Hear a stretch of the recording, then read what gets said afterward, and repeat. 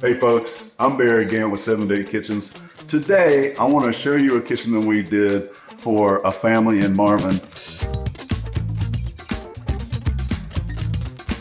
Pete, can I ask you, what made you choose 7 Day Kitchens?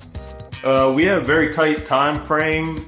We were moving out of our house in Florida and needed to be in this house within a month.